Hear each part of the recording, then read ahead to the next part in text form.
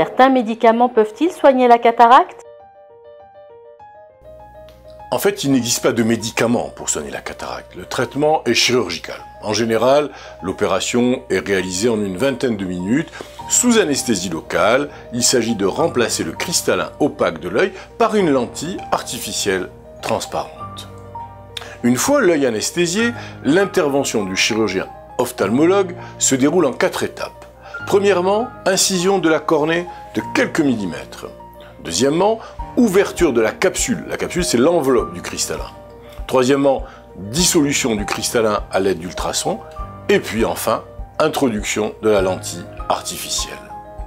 La première opération de ce type a été réalisée en 1967. Depuis 2008, on utilise également un rayon laser pour effectuer les premières étapes de l'opération, c'est-à-dire l'incision, l'ouverture de la capsule et une première fragmentation.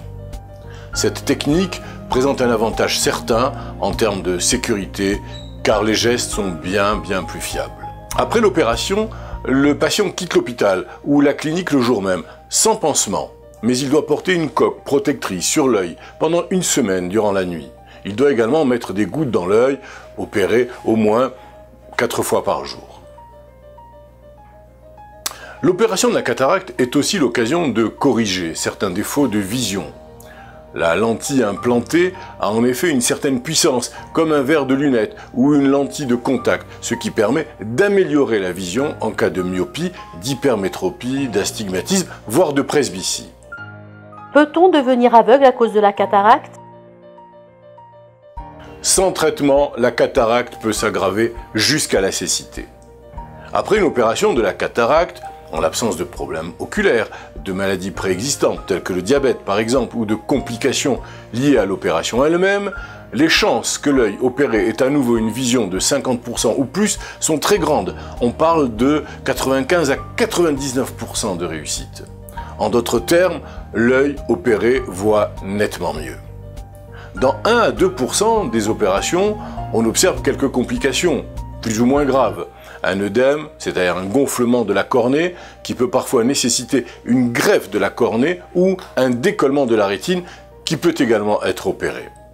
Ces complications peuvent entraîner la perception de halo, une tendance à la difficulté, à l'éblouissement, une réduction de l'acuité visuelle, même avec la correction, une gêne de la vision nocturne et enfin une vision dédoublée ou une déformation des images.